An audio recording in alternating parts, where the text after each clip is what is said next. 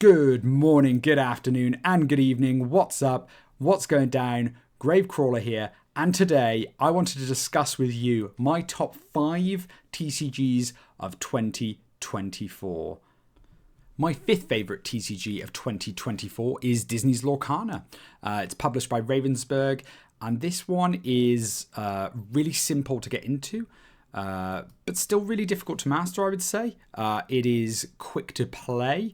And it has a lore system where you are ticking up to try and hit 20 lore before your opponent. And it's using the Disney and Pixar IPs. I have been having a lot of fun playing this. I've been playing a little bit with my daughter as well, which has been fantastic. And actually the main way I've been playing this one is with PvE. With the Deep Trouble expansion that came out. It is, again, quick to play. It is easy to set up. The automata is really easy to run. It can be incredibly challenging, and it's allowed me also to then transition into playing the PvP portion a lot more as a result of it. And yeah, I really enjoy it. I would say if I had to give some negatives, I would say for me personally, it doesn't have the depth of play that I'm after when it comes to PvP. And for every exciting card in terms of design, there is definitely a lot of just vanilla stats on creatures, which isn't as exciting. And the draft portion of the game allows you to take any card, and that doesn't really appeal to me as much personally. But the PvE, I should say, is fantastic. And the PvP elements at the kitchen table level are great. And there is a very thriving tournament scene. Great quality of art and card stock. And yeah, that's my number 5. That is Disney's Lorcana. My fourth favourite TCG of 2024 is Altered. This is a very new card game that had a very successful Kickstarter earlier this year. I've been playing this one for a little while now, and I think it's fantastic. I think it's got a lot to offer the TCG space. It's very unique. Speaking of unique, one of the big elements of the game which I find very interesting is the unique system. If anybody remembers the card game Keyforge, which I also very much enjoy, I think this does something that I think takes the unique system that Keyforge presents, but also allows you to have the deck building that more traditional card games would have. And I think it blends those two quite nicely. So with this game, you are allowed up to 3 uniques in your deck, and these cards are algorithmically and completely unique, which it can create for some very interesting scenarios. And obviously it does lead to many scenarios of, players looking across the table from each other, having to pick up the opponent's card and say, what does this do? And I think that element of discovery has been really nice in Altered so far. In terms of competitive data, there's not a great deal to pull on at the moment, but one of the big tournaments that I watched recently, I do think was pretty decent, but I do think it was dominated by one faction, and more specifically, I think a lot of people within the community would say that the card Robin Hood was a little bit overtuned. Now, it is set 1, so I do think that, I think I'm willing to give the benefit of the doubt. Many card games, especially in their infancy, do tend to have elements of imbalance, and I think as the designers have more time, I think hopefully more decent card games can still iron out those issues. But yeah, it's great. It's got a very unique way of playing where you are actually trying to get control over different biomes with just trying to have the higher number in each side. So you're trying to get a hero and a companion to meet at any point in the middle of a map. So this is not like a knockdown from 20 life points to 0 combative game. And I personally really, really appreciate that. I think that was a very unique, interesting way of differentiating themselves from the competition. The digital ownership is another big part of this game, which I have a lot of cynicisms about in some ways, but I definitely think it's a big disruptor in others. And I'm very curious to see how it goes over the next 12 months. As of recording this now, there is no marketplace, but it is apparently about to go live imminently. So we'll see how that goes. I do question the value of cards for this game. I don't know if it's going to be a case of all the uniques have varying values from very little to obscene amounts of money, and then every other card you may as well throw in the bin. I will reserve judgment on that one, but I do really like the idea and principle behind it. So if you're not familiar, you have these QR codes that you can see in the bottom right, and you can scan those into your collection and have a collection of cards that you can print at any point and reprint. And if you're wondering, could I not just print like 20 copies of a card and give them to every friend? Yes, you can.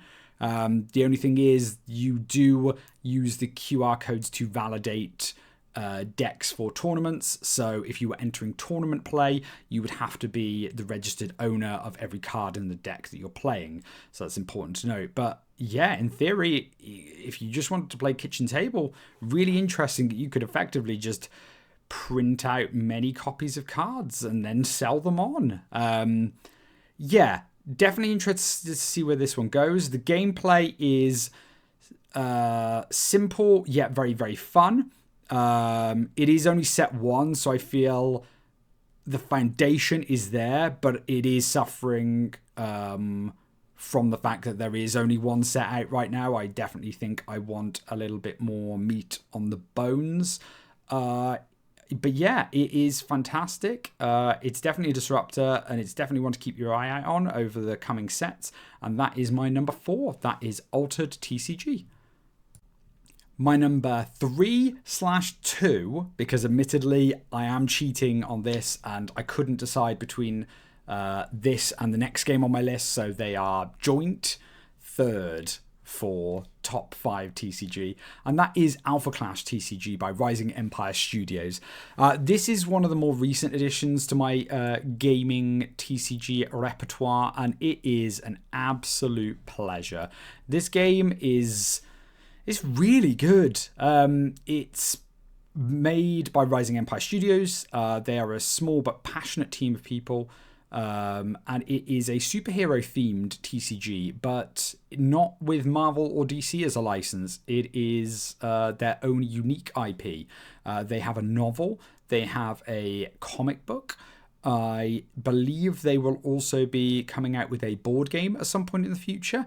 And fingers crossed, a PvE mode as well for the card game, which I personally would be very interested in. But yeah, what do I like about this game? I am a big comic book reader. I'm a big comic book fan. So I think that is definitely a driving force behind my love of the game. But I would describe Alpha Clash to me as a comfort food, so to speak, as a TCG. And that is not meant in an insulting fashion. But it is taking a lot of different elements from other trading card games and amalgamating them together, and I think it works.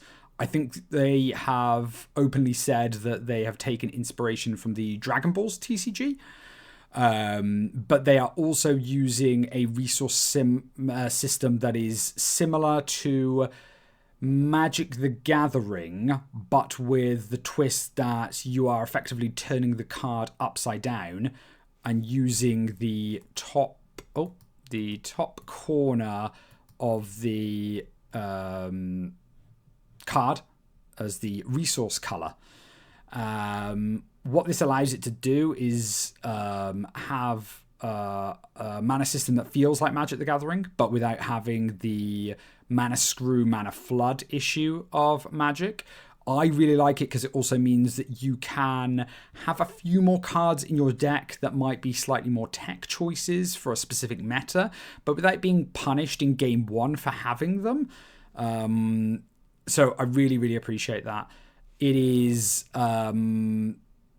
great. They have a contender system, which, similarly to Flesh and Blood, I really appreciate for the uniqueness of the contenders, that without changing much else really changes the way that everything feels. They have non-symmetrical life totals, which again is another design mechanism I personally really appreciate in card games. They have the thresholds for different abilities. So as you can see here with Lord Krung, for example, you have an ability when he's at 20 health, and when he gets knocked down to 12 or lower health, the second ability is turned on as well. What else I really appreciate? It is set 4 as of right now, with the 5th set that's just been announced. So it's definitely got a lot of cards out there, enough to really start sinking your teeth into it. I believe that the Pro Tour is coming up this coming weekend, actually, which is very, very cool. So we'll see what happens there. Yeah, so I would say if you're into, or were ever into, either Dragon Ball's TCG or Magic the Gathering, or have an interest in superheroes, this is definitely going to be one for you to check out. Pros and cons, I'd say biggest pro, gameplay feels incredible to me. It feels competitive. It feels fun. I think it's really good for deck builders. The balance seems, outside of there was one point where I saw that Talk was, and Here Comes the Boom were very, very dominant cards. I do think it seems like now that things have gotten better, but balance seems pretty decent. And I'd say my biggest negatives are, sadly, just not enough people play it or know about it, or they might not like certain elements of the game. So, for example, the art style from the Kickstarter and set 1 changed to a more comic book style in the future. So you can see this Moxie, for example, looks slightly different to, say, this Clarity. The art style changed. I personally really like the new art style, but some people may not. I would say the other element for me that it's a really, really small negative, really small, I want to point out, but that is that the resource system, I think from a table presence perspective, doesn't look great. I know it's only an aesthetic thing, but I think that just your cards being turned upside down, it just looks a little cumbersome. I don't know quite how to describe it, and I know it's a personal thing, but it just doesn't quite look right. Mechanically though, super good. But anyway, that is my number 3/2. That is Alpha Class TCG. My number 3/number 2 favorite TCG of 2024 is Sorcery Contested Realms by Erix Curiosa. This has been an absolute delight to play.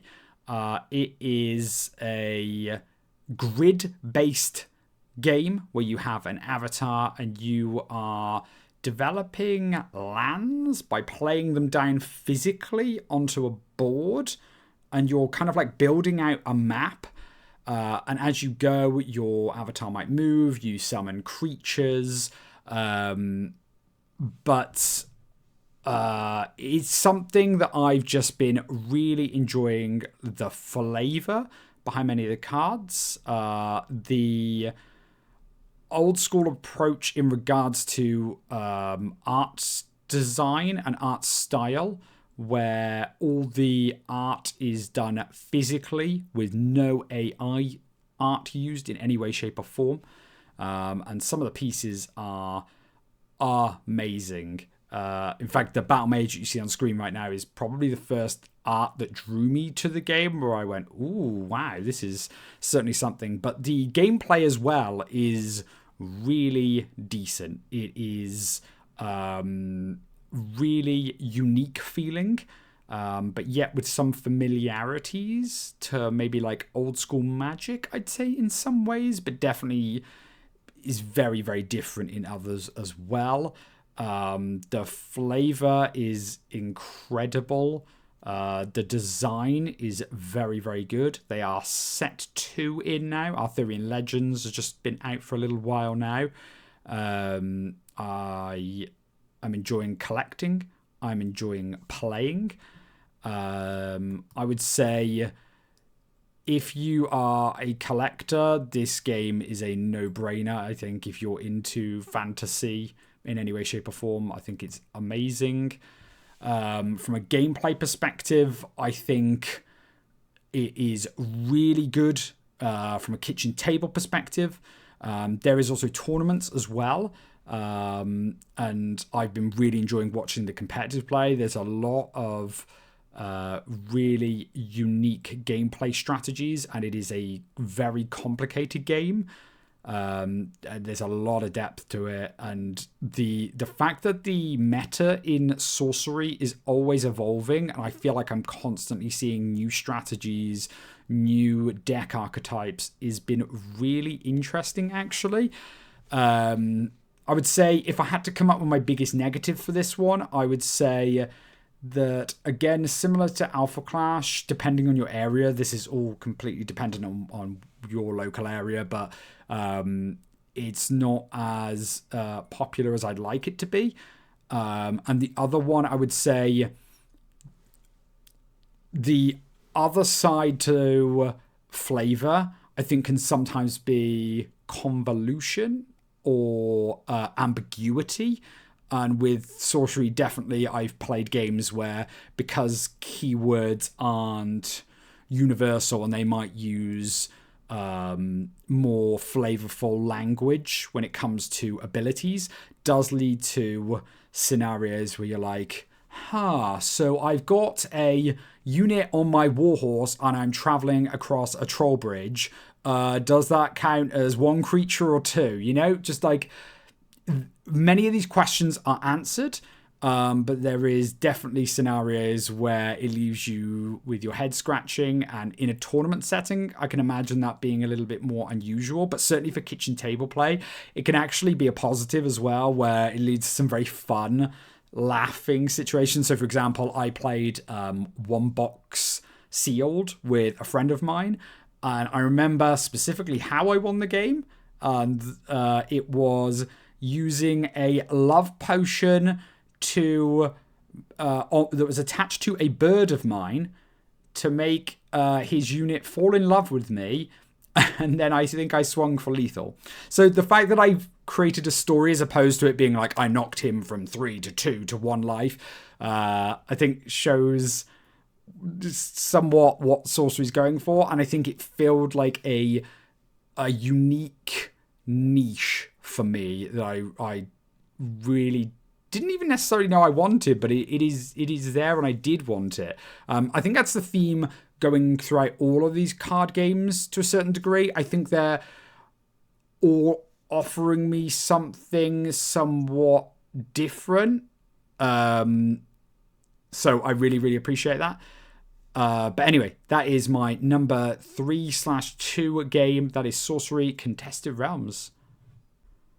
And my number 1 favourite TCG of 2024, and to be fair, of 2023. And anybody that knows me knows that Flesh and Blood is the one. I mean, the border kind of gave it away, but this game is... it's unbelievable.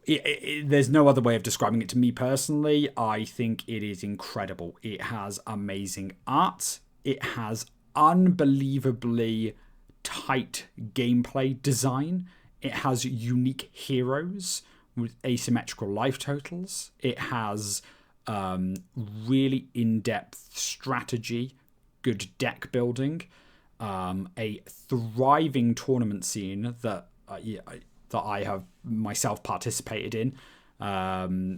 It's, oh my goodness, what else can I say about Flesh and Blood? Yeah, it is the game that gets me going to my local store every single week.